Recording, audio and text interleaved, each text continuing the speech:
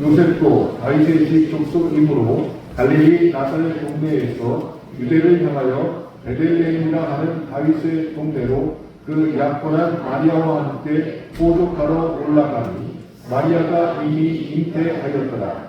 거기 있은 그때에 해산할 날이 차서 첫 아들을 낳아 강고로 싸서 부유에 누였으니 이는 여관에 있을 곳이 없음이로라. 그 지역의 목자들이 밤에 밖에서 자기 양떼를 지키더니 주의 사자가 곁에 서고 주의 영광이 그들을 두루 비추매 크게 무서워하는지라. 천사가 이르되 무서워하지 말라. 보라, 내가 온 백성에게 미치 큰 기쁨의 좋은 소식을 너희에게 전하노라. 오늘 다윗의 동네에 너희를 위하여 구주가 나셨으니 곧 그리스도 주시리라. 너희가 가서 강고에 싸여 구유에 누워있는 아기를 보리니 이것이 너희에게 표적이니라 하더니 호련히 수많은 천군이 그 천사들과 함께 하나님을 찬송하여 이르되 지극히 높은 곳에서는 하나님께 영광이요 땅에서는 하나님이 기뻐하신 사람들 중에 평화로라 하니라.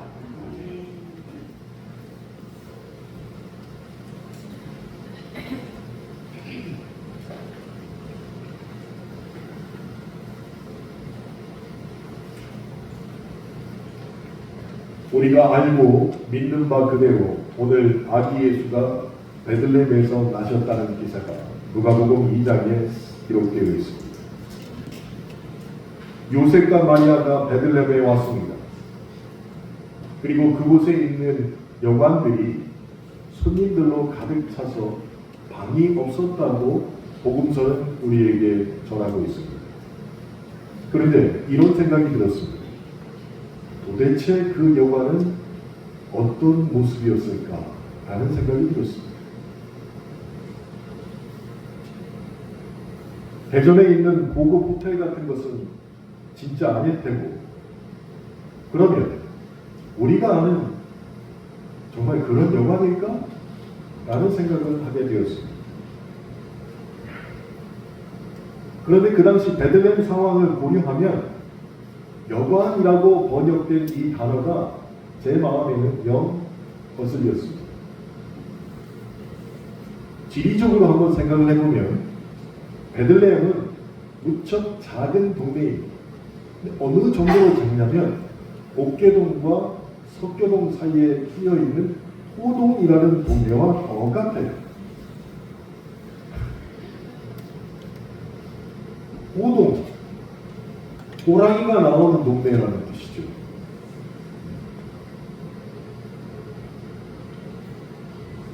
베들레헴에서 얼마 걸리지 않는 곳, 그곳에 큰 도시인 예루살렘이 있었습니다.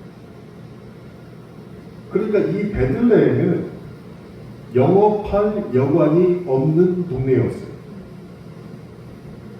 예루살렘까지 걸어서 1시간이면 가는 정말로 가까운 거리인데 누가 거기에서 여관을 차려서 영업을 하겠냐는 것이죠. 그런데 누가복음에 번역되어 있는 이 여관이라는 단어가 다른 곳에서도 발견이 됩니다. 예를 들면 선한 사마리아인이 강도를 만났지요. 그리고 나서 치료받던 곳이 어디일까요? 여관입니다. 그런데 똑같이 여관이라고 번역되었는데 선한 사마리아인이 치료받았던 여관과 그리고 요셉과 마리아가 베들레헴에 와서 묵었던 여관, 이것은 엄밀히 다릅니다. 그날 밤을 한번 생각해 보십시오. 요셉이 곧 해산할 아내를 위해서 이집저집 문 두드리며 급히 출산한 자리를 구했을 것입니다. 그때 구하며 다녔다는 여관이 이 누가복음 본문에서는 헬라어 원어로 카탈루마라는 단어를 쓰고 있습니다. 이 단어가 카탈루마라는 단어가 다른 곳에서도 신약성에서 발견이 되는데 예수님이 잡히시기 전날 제자들과 최후의 만찬을 나눈 장소, 그 장소가 바로 카탈로마라는 똑같은 단어를 쓰고 있습니다. 근데 이 카탈로마의 원뜻이 뭐냐면 여관이 아니에요. 그냥 객실 정도라는 그런 의미를 갖고 있습니다. 객실. 영어로 얘기하면 어퍼룸입니다. 우리말로 정확하게 번역하면 윗방이나 다락방 정도, 이 정도 되는 곳이에요. 그래서 제가 1세기 베들레헴의 주거 형태에 대해서 자료들을 막 찾아봤습니다. 그랬더니 1세기에 베들레헴 평민들이 주거하는 형태는 우리가 생각하는 지금 살고 있는 그런 형태의 집이 아니었습니다. 그럼 어떤 형태의 집을 짓고 사느냐? 지면을 약간 팝니다. 그리고 진흙과 석계를 섞어서 동굴처럼 집을 만들었어요. 제가 그걸 그려봤어요. 그랬더니 놀랍게도 김종만 집사님이 건축하고 있는 그 집이 딱 나오는 거예요. 단열집. 그래서 지면을 약간 파고 진흙과 석회를 만들어서 동그랗게 지었기 때문에 여름에는 시원하고 겨울에는 따뜻한 그런 구조를 가진 집이었습니다. 그리고 그 지붕 위에는 경작할 수 있도록 흙을 또 깔았어요. 그래서 보통 이런 집이 2층으로 구조가 되어 있는데 아래는 양과 염소를 키우는 가축을 키울 수 있는 공간이었고 위층에서는 사람들이 주거하고 지붕에서는 농작물을 재배하는 그런 형태의 집이 대부분이었습니다. 그런 집들이 베들레헴에 많이 있었는데 요셉이 들어와서 이 집 저 집 문을 두드렸습니다. 그런데 하필 그때가 아우구스투스 황제가 얘기한 호족하러 사람들이 많이 온 것이었어요. 와가지고 예루살렘에 가기 전에 자기 친척들이 있는 집에 다 들어갔으니 빈 방이 하나도 없었던 것입니다. 그래서 요셉이 할 수 있었던 것은 가축들이 있는 곳에서 하루라도 좀 재워달라고 얘기하는 것입니다. 위에는 사람들이 살고 밑에는 가축들을 키우는 그곳이라도 빌려달라고 이야기를 한 것입니다. 그래서 한 곳을 구했습니다. 그리고 아기 예수가 그곳에서 태어났습니다. 그리고 고유에 누웠습니다. 이렇게 1세기의 베들레헴 그 지역의 사정들을 고려해서 생각해 보면 왜 예수님께서 태어난 장소가 가축이 있는 구유인지 상상이 된다는 것이죠. 한 가지 더 생각해 봅시다. 누가복음 2장에 아기 예수를 구유에 눕혔다고 합니다. 그러면 그 구유는 어떤 동물이 식사를 하던 구유였을까요?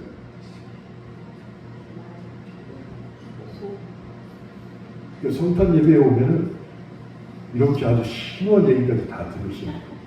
어떤 동물이었을까요? 말일 수도 있고 소일 수도 있고 양일 수도 있습니다. 그런데 애석하게도 성경에는 전혀 나오지 않습니다. 그러나 한 가지 확실한 건 말은 아니라는 것입니다. 당시 말 타고 다닌 사람은 로마 장군이거나 이스라엘의 귀족들밖에 없습니다. 말은 아니에요. 그럼 양이었을까요? 양도 아닙니다. 왜냐하면 베들레헴이 예루살렘과 1시간 거리였단 말이에요. 그러면 예루살렘 성전에서 사용하기 위해서 특별히 관리하던 양은 다른 사람들이 키웠어요. 그래서 양을 키워봤자 팔아먹을 수가 없는 그런 지역에 있었습니다. 그러니까 양도 안 키웠습니다. 그래서 이것저것 생각을 해보니까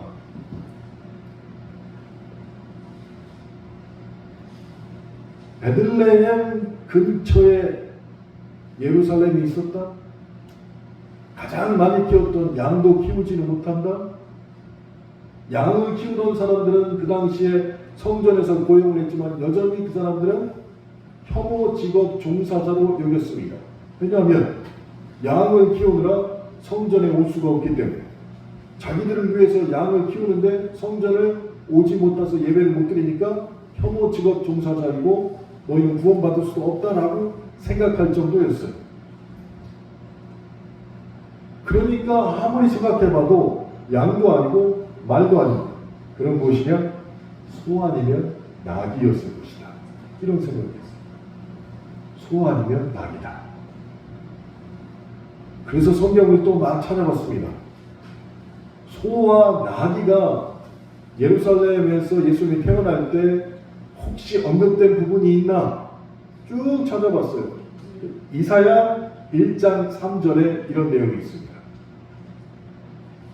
소는 그 임자를 알고 나귀는 그 주인의 부유를 알건만은 이스라엘을 알지 못하고 나의 백성은 깨닫지 못하는도다. 소하고 나귀는 예수님이 누군지 아는데 이스라엘만 예수님이 누군지 모른다.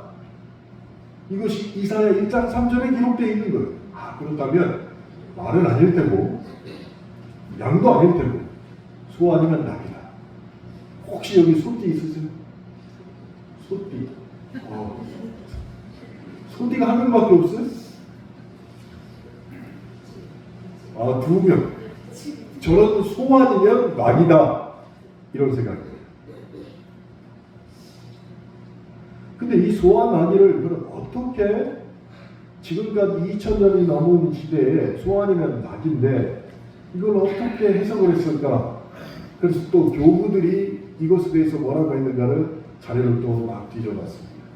그랬더니 아주 재미있는 풀이가 있었습니다. 어떻게 풀이했냐면 소는 유대인이고 나귀는 이방인이다. 이렇게 풀이를 했어요. 그리고 그런 해석이 교회 역사에 그대로 통념으로 이어져 내려왔습니다. 그래서 여러분들이 성화를 보다가 혹시 아기 예수 옆에 소와 나귀가 함께 그려져 있는 성화를 보시면 그건 예수님의 탄생은 유대인과 이방인 모두를 아우르는 우주적인 사건이라는 메시지를 그 안에다 담고 있는 것이에요. 유대인을 위해서도 이방인을 위해서도 예수께서는 이 땅에 태어나셨다. 그런데 간혹 보면은 소가 아기 예수를 응시하지 않고 나귀만 응시하는 그림들이 또 있습니다. 소는 고개를 돌려서 예수님을 보지 않아요. 근데 나귀만 예수님을 보고 있는 성화도 있어요. 그럼 이것은 무슨 뜻일까요?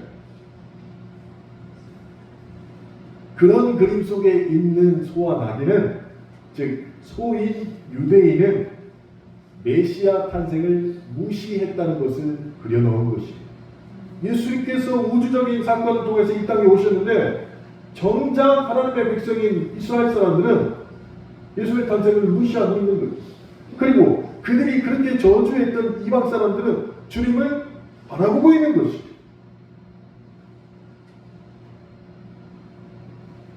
지금 와서 한번 생각해 볼까요? 우리는 그리스도인이라고 생각을 합니다. 그리고 그것이 맞습니다. 그리고 우리를 위해서 주님이 태어나셨습니다. 그럼 적어도 성탄절 기간에 우리 누구를 바라보고 있어야 돼요? 주님을 바라보고 있어야 되죠. 그 마음속에 우리 주님이 온전히 잠 잡고 있어야 돼요. 근데 예배 시간에 와서 성탄절 기간에 주님이 1등이 아니고 지금 주식값이 막 엄청나게 떨어졌는데 이거 어떡하지? 이러고 있으면 안 되네. 이러고 있어. 적어도 이 기간에는 소가 주님을 바라보는 것처럼 우리도 주님을 계속 응시하고 있어야 된다는 것입니다. 그래서 무엇보다도 이 성탄절에 간절히 바라는 메시지는 강력한 신이 연약한 인간의 모습으로, 그것도 아주 무력한 악의로 가난한 자의 가정에 들어왔다는 것을 은혜로 우리가 받아들여야 한다는 것이죠. 그리고 그분이 나에게도 그런 방식으로 찾아왔다는 것을 부인하지 말고 받아들여야 한다는 것이죠.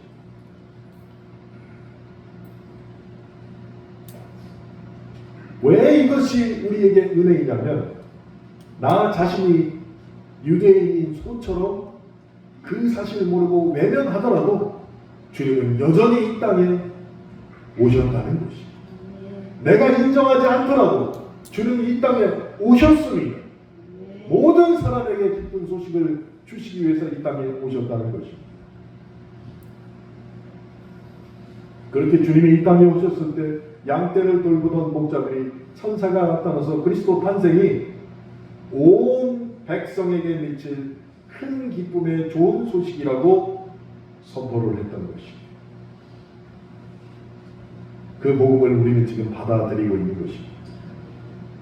메시아의 거룩한 탄생 소식은 사회적으로 가장 낮은 계층이었던 그 목자들에게 먼저 전해졌습니다. 누가복음을 기록했던 누가는 그리스도가 세상에 오심으로 하나님께 영광이 되고 땅에는 평화가 임한다고 말하고 있습니다. 그런데 이 평화의 의미를 우리는 분명히 알아야 됩니다. 하나님이 우리에게 주시는 평화에는 사랑이 대부분입니다. 그러나 그곳에 반드시 공의가 포함되어 있습니다. 정의롭지 못한 사랑이 아닙니다. 정의로우며 공의로운 사랑이 하나님이 우리에게 주신 평화의 대부분이라는 것입니다. 그래서 하나님의 영광과 세상의 평화는 동전의 양면과도 같다는 것입니다. 세상의 평화가 임할 때 하나님의 영광이 회복된다는 것입니다. 하나님의 영광이 회복되기 위해서는 우리가 살고 있는 이 세상이 정말로 평화스러워야 합니다. 여러분 지금 평안하십니까? 평안하시길 바랍니다. 이 성탄에 우리는 평안을 반드시 누려야 되는데, 그럼 어떤 평안을 누려야 됩니까? 성경에 말하는 평안은 샬롬입니다. 이 샬롬의 뜻은 단순한 무탈함이 아닙니다. 내가 무탈하다고 해서 나는 평안없다? 결코 아니라는 것입니다. 성경이 말하는 샬롬, 평안은 관계가 회복됨을 말하고 있는 것입니다. 관계가 회복됩니다. 한 집에 같이 살고 있으면 평화로울까요? 대부분이 아닐 것입니다. 대부분이 아니에요. 안 들리는 소리로 분명히 뭐라고 해요? 방 안에 들어가는 사람 아니죠. 절대로 평화로운 게 아니죠. 하나님이 주시는 평화는 관계가 회복되어야 한다는 것입니다. 그러면 어떻게 관계가 회복됩니까? 누가복음 15장에 나오는 탕자의 비유처럼 집 나간 작은 아들이 먼저 찾아와서 아버지와 화해하게 되고, 그 결과 형제 간에도 관계도 회복되는 것을 말하는 것입니다. 먼저 찾아가야 됩니다. 이 샬롬을 대한민국에 그대로 옮겨볼까요? 단순한 휴전이나 정전 상태를 넘어서 이 뒤틀린 남북 관계가 회복되는 것이야말로 참된 평화가 이 땅에 임하는 것입니다. 세상의 정부나 특정 정당이 추구하는 군사적, 외교적 제약이나 완충 상태를 훨씬 뛰어넘는 샬롬이 우리에게 정말로 임하려고 한다? 그러면은 남북 간의 관계가 회복되고 사회 구성원들 간의 관계가 온전히 회복되어야 한다는 것입니다. 이것이 무엇으로 이루어집니까? 복음으로 이루어져야 됩니다. 그리스도가 세상에 오셔야 할 이유는 죄로 망가진 그 세상을 회복시키시고, 특히 깨어진 관계의 회복을 위해서 이 세상에 오셨다는 것을 그리스도인인 우리가 증명하며 살아내야 한다는 것입니다. 죄는 원천적으로 하나님과 우리의 관계를 깨뜨렸습니다. 하나님과의 관계가 깨뜨려지니까 이웃과의 관계가 깨집니다. 에덴 동산에서 아담과 하와가 해했던 원죄가 필연적으로 바벨탑 사건을 발생시켰습니다. 그로 인해서 우리는 죄에 빠졌습니다. 그래서 구원이 필요합니다. 이 구원이 무슨 의미입니까? 관계의 회복입니다. 나와 하나님의 관계가 회복되어야 합니다. 강자가 회개하고 돌아와 화목한 가정이 되었을 때 아버지의 영광이 회복되고 하나님이 선하게 창조하신 세계, 특히 삼위 하나님께서 자신의 형상으로 말미암아 창조된 우리에게 하나님의 샬롬이 임할 때, 그 평화가 임할 때 하나님의 영광이 회복된다는 사실을 반드시 기억하시길 바랍니다. 그래서 저와 여러분 평화의 회복자이고 샬롬의 회복자가 되어야 합니다. 성경은 이 성탄절을 통해서 한 아기가 우리를 위해서 태어났다라고 말합니다. 그리고 그 한 아들을 우리가 모셨다라고 얘기합니다. 그리고 그분이 우리 삶의 통치자가 되었음을 말하고 있습니다. 평화의 왕을 맞이하는 이 성탄절기에 우리가 그리스도의 샬롬을 누리고 있는지, 십자가에 자신을 던져서 원수됐던 막힌 담을 허시고 세우신 그리스도의 몸인 교회가 정말로 세상의 다른 집단과 구별되어서 관계의 회복을 위하여서 최선을 다하고 있는지 물어봐야 한다는 것입니다.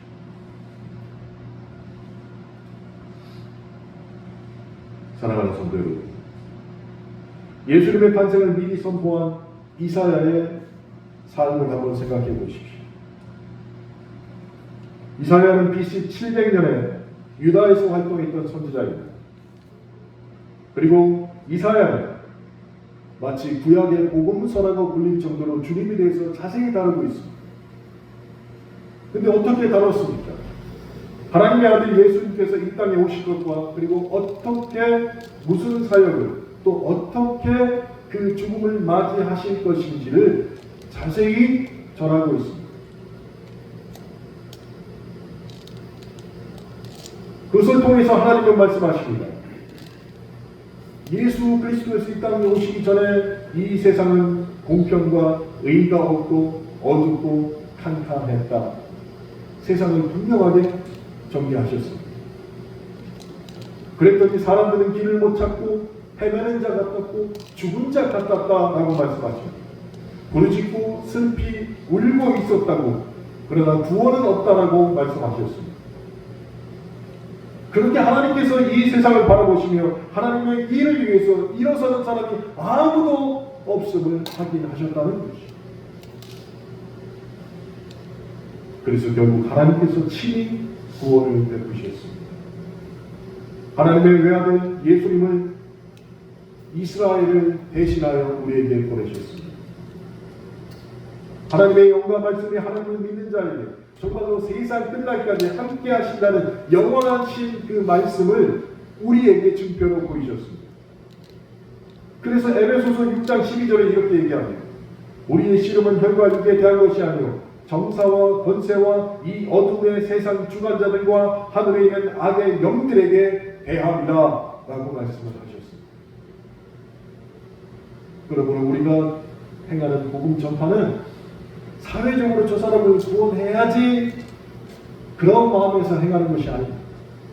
영적으로 저 사람을 구원해야 한다는 것입니다.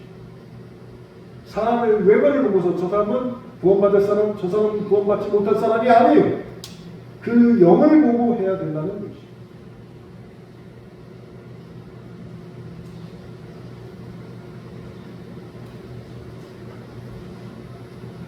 제가 2년 전에 말씀드린 것 같은데, 김천에 있는 큰 절이 있습니다. 근데 장교동 목사님하고 거기 주지 스님하고 호영 호재하는 사이세요. 근데 두 분 다 공통점이 하나 있는데 조건을 그렇게 좋아하세요. 두 분 다. 그래서 어느 날 두 분이 만나가지고 식사를 하시면서 얘기를 하셨다. 야, 우리 목사님들 7명 데리고 갈 테니까 거기 스님 7명 나와. 그래가지고 조건을 해가지고 니네가 치면 예수 믿고 구원 받고, 우리가 치면 우리가 머리 깎고 들어갈게. 그랬더니 이 주지스님께서 그러면은 우리 절로 와서 합시다. 그래가지고 이게 성사가 됐어요. 그래서 자기네 목사님이 좋은 형제 저희 12명이 있는데 그중에서 뿔을 잘 차는 사람 7명을 선택을 하십니다. 제가 들어갔을까요? 안 들어갔을까요? 들어갔죠. 제가 뿔을 아주 잘 올려드립니다. 하늘이 좋게. 근데 이게 무시무시한 거예요.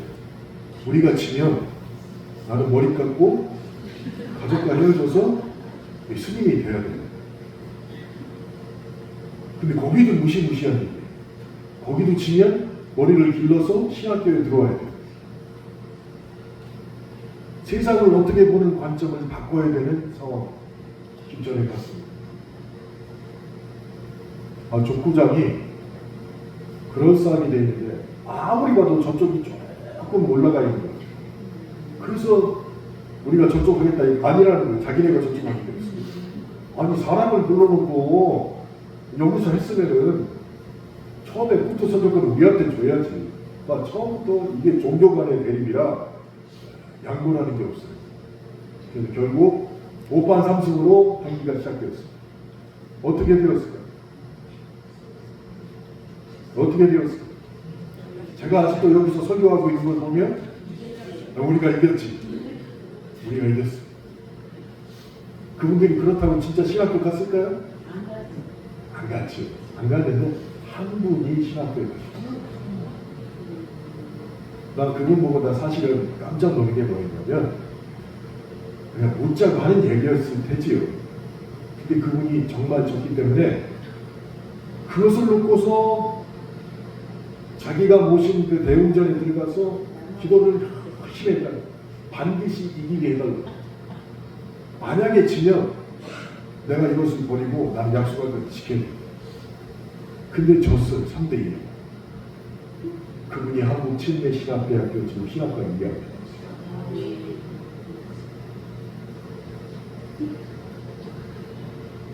근데 제가 올해까지 감사했잖아요. 그래서 매번 그분에게 장학금을 드릴 수 있도록 총회하고 연결해가지고 지금까지 장학금을 계속 드렸어요. 사랑하는 성도 여러분, 스님에게 무슨 복음을 전해? 말도 안 되지. 말이 안 되는 얘기지. 말이 되게 하잖아. 우리가 싸울 것은 사람의 겉모습을 보고 그들에게 복음을 전하는 게 아니에요. 그 사람의 영을 보고 그 사람의 영을 구원하기 위해서 복음을 전하는 것이고, 이 세상에 예수께서 오실 때도 우리의 겉모습을 보고 오시지 않습니다. 우리 안에는 영을 보시고 우리가 주님을 외면한다 할지라도 그분이 오셨다는 거예요.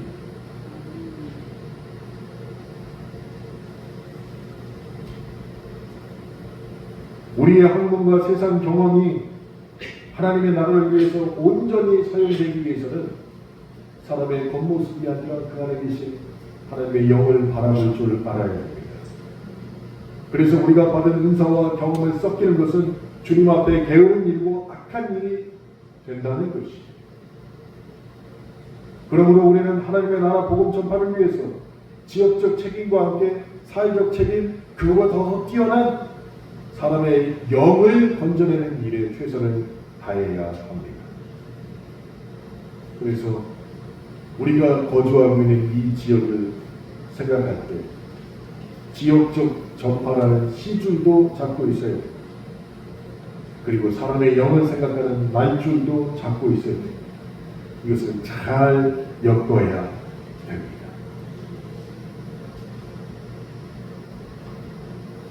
그 잘 엮음에 있어서 가장 중요한 것이 내가 있는 지역에서 사람과의 관계의 회복이고, 그 영을 잘 잡고 있는 것이 내가 관계하는 사람들과의 관계 회복이에요. 관계 회복. 정말로 관계 회복을 시키십시오. 제가 이 설교를 하기 위해서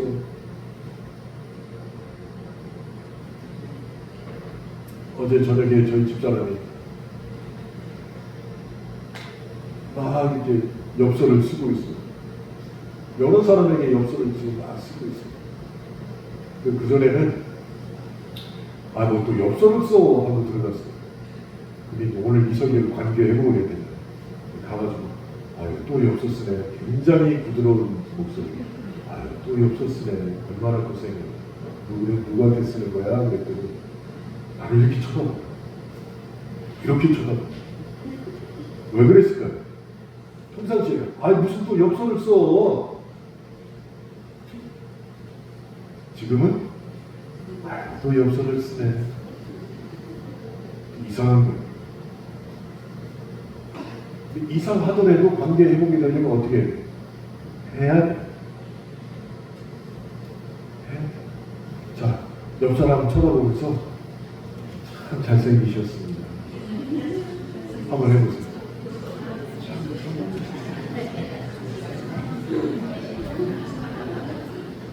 참 잘생겼네. 이게 아니고 참 잘생기셨습니다. 참 잘생기셨습니다. 관계 회복을 하세요. 어떤 상황에서든지 관계 회복을 하세요. 왜 그러냐? 많은 사람들이 신앙을 갖고 있고 믿음은 좋다고 해요. 근데 관계에서 회복을 못하고 관계가 엉망인 그리스도인들이 많다는 것입니다. 가진 것이 많기 때문에 관계 회복을 못하는 사람도 있어요. 왜? 관계 회복이 되면 나한테 뭘 요구할 것 같으니까 그 관계를 회복하지 못하는 거예요. 어떤 분은 배움이 약해서 관계 회복을 못해요. 내가 조금만 이렇게 다가가면 나를 어떻게 볼까? 그래서 또 관계 회복을 못해요. 어떤 분은 건강이 좋지 못해서 자기가 딱 선을 쳐놔요.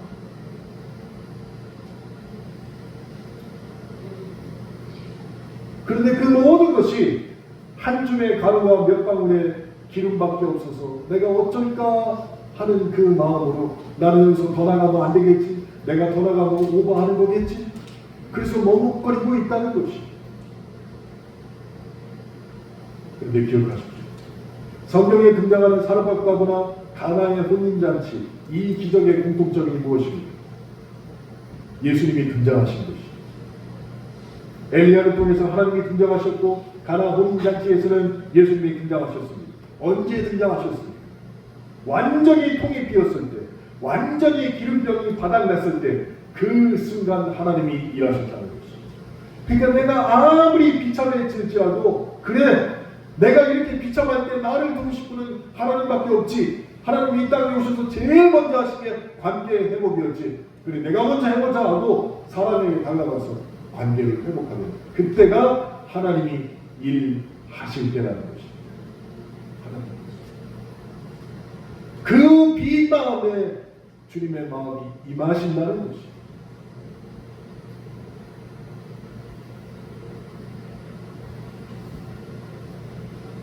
그렇게 행하시기 바랍니다.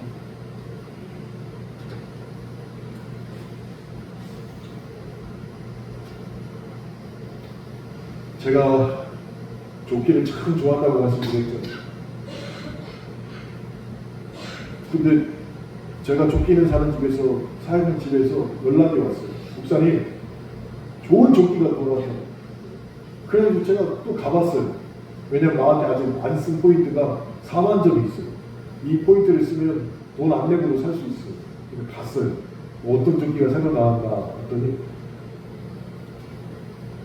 이렇게 4개 줄이 그려져 있고 예뻐. 진짜 보기에도 예뻐요. 그래서 저한테 입혔는데 110이래요. 근데 목사님 이거는 타이트하게 입어야 돼요. 타이트하게. 그래가지고 지금 110이라니까 입었지. 딱 넣었는데 팔을 넣으면 이게 잠겨야 되잖아요. 이렇게 좀 여기서 이게 안 내려와요. 110인데 얼마나 옷을 타이트하게 만들냐면 안 내려와요. 더 큰 걸 갖다 주세요. 110이 제일 큰 거예요. 여러분, 제가 왜 이 말을 드리냐면 나는 안 돼 라고 생각하는 마음들이 있어요. 목사님이 아무리 저기서 얘기해도 목사님, 저는 목사님이 뚱뚱해서 그 조끼를 못 입는 것처럼 내 마음속에 있는 지난 세월 동안에 받은 뭐라고 해야 돼? 상처들, 그리고 저 사람이 나에게 했던 말들, 이 모든 것들이 내 관계를 회복 못합니다. 난 죽어도 죽었지 저 사람과는 도저히 안 됩니다. 그래서 목사님이 못 있는 것처럼 난 그게 안 돼요 라고 생각하시는 분들이 있을 거예요.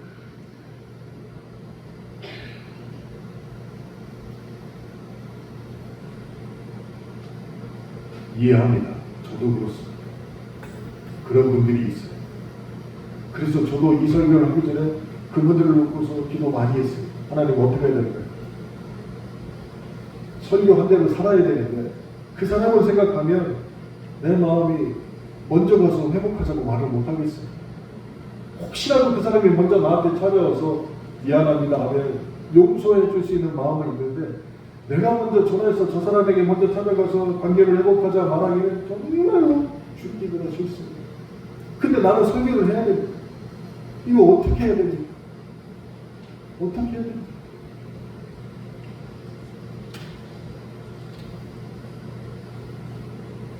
굉장히 현실적입니다.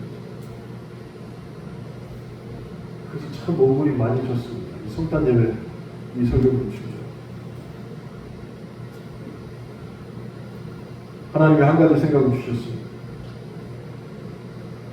제 머릿속에 떠오른 단어가 기웃거려라 이런 말씀이셨어요. 이게 도대체 무슨 기웃거려라. 너 그 사람 곁에 가기도 싫어서 그 사람이 있는 집이 있으면 삥 돌아서도 갔잖아. 삥 돌아서. 그러지 말고 네가 먼저 찾아가기 싫으면 그 사람 다니는 데 가서 그냥 기웃거리라. 그래서 그 사람이 먼저 발견하게 기웃거려. 뭐 이런 생각을 저에게 주시고. 그래서 알겠습니다. 그랬어요. 알겠습니다. 근데 그 다음에 저에게 또 주시는 말씀이 네가 완전히 통을 비우지 못할 때, 네가 완전히 기름병이 바닥났다고 생각하지 못할 때 그때는 내가 비울 거다 라는 생각을 주십니다. 정신이 바짝 났습니다. 내가 비우지 않으면 하나님이 나를 비우실 때 하나님의 방법을 쓰신다면 내가 어떤 일을 당할 수 있을까? 그래서 기웃거리기로 했어요. 나한테 모멸감을 주고 나를 힘들게 했던 사람 곁에 가서 기웃거리기만 하려고 마음을 먹었습니다. 사랑하는 성도 여러분, 내가 관계를 회복하지 못하면 온 백성에게 미칠 큰 기쁨의 좋은 소식이 나를 제외한 다른 사람에게만 전해지는 것이.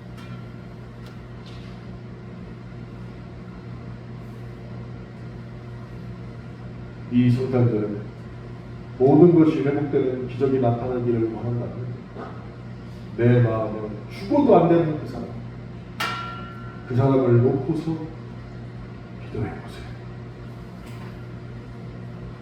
하나님이 어떻게 하실지를 기도해 보십니다. 그래서 이 깊은 날 저는 속으로 기도했습니다. 우리 교인들이 오늘 점심 잘 먹고 오늘 오후 시간에 정말로 마음 아파가며 하나님 앞에 기도하시기, 그렇게 하나님 앞에 제가 기도했습니다. 오늘이 지나면 연말입니다. 12월 31일까지 2024년도에 이 아픔을 해결하지 못하면 우리는 내년에도 똑같은 무거운 짐을 지고 또 살아야 됩니다.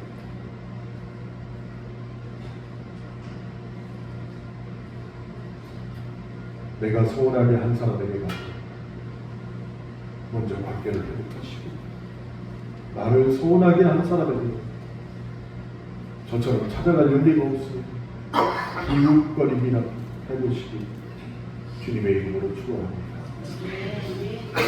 함께 기도하겠습니다.